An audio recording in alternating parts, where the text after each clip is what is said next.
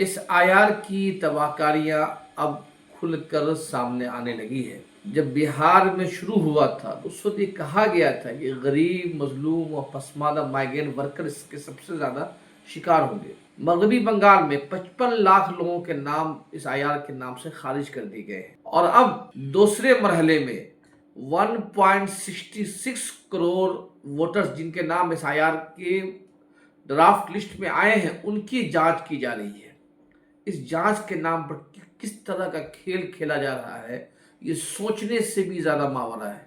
इसका तस्वुर तक नहीं किया जा सकता। एक ऐसी शख्सियत जिसने पूरी दुनिया में भारत का नाम रोशन किया, जिनकी पहचान भारत की अजमत से हो, उनको भी इस आईआर में नोटिस दिया जा रहा है। अमर्त्य सेन, जिन्होंने भारत में तालीम हासिल करने के बाद पूरी दुनिया में अपनी इक्तिसादियात की महारत की वजह से दुनिया भर में नाम कमाया, उन्हें नोबेल इनाम से नवाजा गया। आज उन्हें भी इस बीएलओ ने नोटिस थमा दिया है कि उनके और उनके वालिद की उम्र में गैप बहुत कम है, इसलिए 16 जनवरी को दफ्तर में बीएलओ के पास आकर अपने ड्राफ्ट लिस्ट को सही साबित करें, अपने उम्र की तस्हीह करें। और सिर्फ अमर्त्य सेन नहीं, क्रिकेटर मोहम्मद शमी को भी नोटिस थमाया गया है।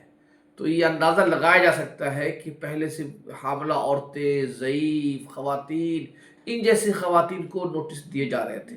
अब इस आईआर में उन शख्सियात को भी नोटिस दिए जा रहे हैं जिन्होंने पूरी दुनिया में भारत का नाम रोशन किया। मोहम्मद शमी जो भारत के लिए खेलते हैं, वर्ल्ड कप का हिस्सा थे, जिन्होंने आलमी वर्ल्ड कप भारत को दिलाया, उनके को भी नोटिस थमा दिया गया कि वो साबित करें कि भारत के शहरी हैं, उनके नाम में मुमासरत होनी चाहिए।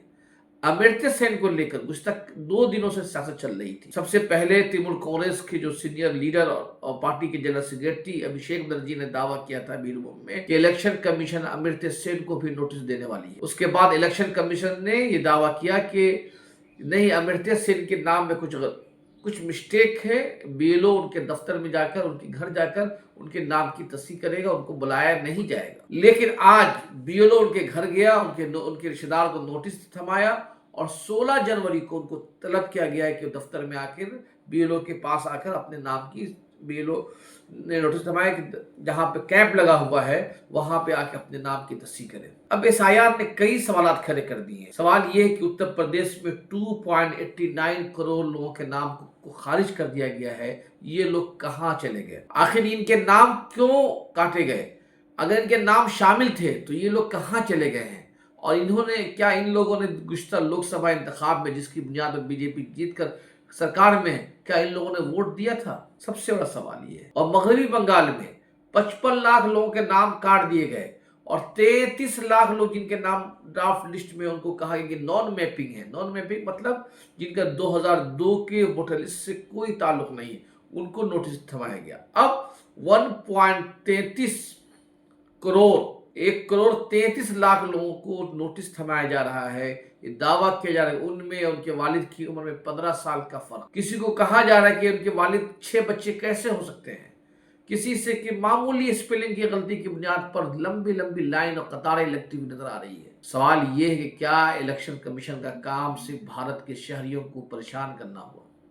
अगर आप देखें गुज़श्ता चंद सालों में पहले नोटबंदी के नाम पर लाइन लगाया गया, फिर आधार कार्ड बनाने के नाम पर लाइन लगाया गया और उसके बाद अब इस आईआर के नाम पर लंबी लंबी कतार लग गई है। तो क्या भारत के शहरियों का सिर्फ एक काम रह गया है, वो लंबी लंबी कतार लगाकर अपना हक लेते रहे? ये सबसे बड़ा सवाल है। और इस आईआर को लेकर, इस आईआर के नाम पर कब तक भारत के शहरी परेशान होते रहेंगे? और सबसे आखिरी सवाल ये है कि आखिर ये जो वोटर्स के जो नाम कट रहे हैं हर जगह, ये वोटर्स कहाँ थे? इनका नाम, अगर ये लोग नहीं थे तो इनका नाम शामिल कैसे हुआ? क्या इन लोगों ने गुज़श्ता इंतखाबात में वोट दिए थे? अगर इनके नाम काट दिए गए हैं तो क्या ये हक छीनने के मुतरादिफ नहीं है?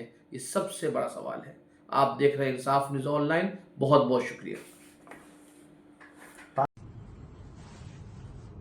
সমস্ত সীমা অতিক্রম করে গেল ভারতের জাতীয় নির্বাচন কমিশন।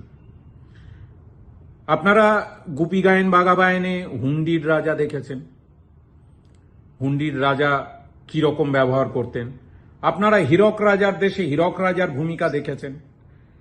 আমার তো মনে হয় যে বর্তমান ভারতের জাতীয় নির্বাচন কমিশন পশ্চিমবাংলার এসআইআর কে কেন্দ্র করে কি করতে চাইছে, পুরো পাগলা দাশুর মতো একটা ব্যবহার করতে চাইছে বলে মনে হচ্ছে। আপনারা সকলেই ইতিমধ্যে নিশ্চয় জানেন, বিশ্ববরেণ্য ভারত মাতার সন্তান, যোগ্য সন্তান, সুসন্তান, বিশ্ববরেণ্য বাঙালি, নোবেলজয়ী অর্থনীতিবিদ প্রফেসর অমর্ত্য সেনকে এসআইআর এর জন্য শুনানিতে ডেকে পাঠানো হয়েছে। এছাড়াও কয়েকদিন আগে এই খবরও আমরা পেয়েছি,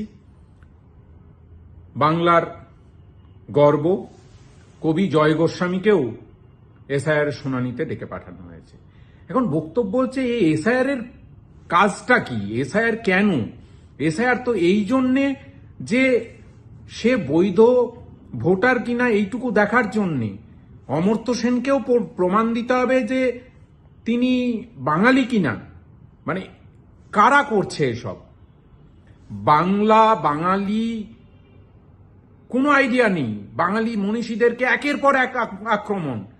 বঙ্কিমচন্দ্র চট্টোপাধ্যায়, ঋষি বঙ্কিমচন্দ্র চট্টোপাধ্যায়কে তো চায়ের দোকানে নামিয়ে এনেছেন বঙ্কিম দা বলে। রবীন্দ্রনাথকেও ছাড়েননি, রবীন্দ্রনাথ সান্যাল বলে দিচ্ছেন। যা ইচ্ছে তাই করছেন। এবার অমর্ত্য সেন, কি ছেলে খেলা হচ্ছে এসআইআর নিয়ে? আমার সৌভাগ্য হয়েছিল, আমার পরম সৌভাগ্য হয়েছিল যখন তিনি শেষবার এসছিলেন ভারতবর্ষে, তখন তার সঙ্গে একবার সৌজন্য সাক্ষাৎকার করার আমার মতো একজন সাধারণ মানুষের সৌভাগ্য হয়েছিল। মানে আমরা জাতি হিসাবে, দেশ হিসাবে কি চাই? এরকম মানুষজনের থেকে যতটা পারা যায় দেশের জন্য, সমাজের জন্য যা যা ভালো সেইগুলো নিয়ে নিতে। তা না তাদেরকে এসআইআর এর শুনানি লাইনে দাঁড় করাবেন? মানে মিনিমাম লজ্জাবোধ আছে? বাঙালিদের কাছে ক্ষমা চাইতে হবে ভারতের জাতীয় নির্বাচন কমিশনকে। এইভাবে একটার পর একটা বাঙালিকে, বিশ্ববরেণ্য বাঙালি মনীষীদেরকে যেভাবে অপমান করছে বিজেপি, এবং তার পো ধরে আজকের ভারতের জাতীয় নির্বাচন কমিশন 104 বছর বয়সের বৃদ্ধা, তাকে হচ্ছে কোলে তুলে নিয়ে যেতে হচ্ছে নাম চেক করানোর জন্য। লজ্জা লাগা উচিত আপনাদের। বিশেষভাবে সক্ষম মানুষ চলতে পারছেন না, তাকে নিয়ে যেতে হচ্ছে। মামার বাড়ির আবদার শুরু করেছেন আপনারা। ভোটার লিস্ট তৈরি করার নাম করে মামার বাড়ির আবদার হচ্ছে। যা ইচ্ছে তাই করা যায় বোধহয়। সংবিধান আপনাদেরকে যে ক্ষমতা দিয়েছে, যে পরিকাঠামো দিয়েছে, যে পরিধি বেঁধে দিয়েছে, তার মধ্যে থেকে কাজ করুন। হাত জোর করছি। এইভাবে বাঙালিদেরকে হেনস্থা করবেন না। কেন করছেন? আমরা সকলে চাই স্বচ্ছ ভোটার লিস্ট তৈরি করে স্বচ্ছ নির্বাচন হোক, তার মধ্যে দিয়ে সরকার তৈরি হবে। এটাই তো আপনাদের কাজ, সেটুকুই করুন। অহেতুক এরকম একটা হেফাজত করে পুরো পদ্ধতিটাকে অপরিকল্পনা মাফিক একটা করতে গিয়ে জগা খিচুড়ি পাকিয়ে তারপর এইসব করে বেড়াচ্ছেন।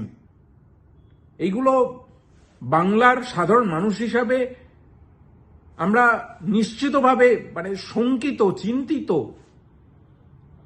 ভারতের জাতীয় নির্বাচন কমিশনকে আমরা নিরপেক্ষ একটা সংস্থা, যার উপর সম্মান জানায়, যার প্রতি যার উপর ভরসা রাখে ভারতবর্ষের 142 কোটি মানুষ, যে তারা ভারতবর্ষে কোনো চাপের মুখে না পড়ে ভারতবর্ষের সুষ্ঠু গণতান্ত্রিক প্রক্রিয়ায় নির্বাচন করবেন।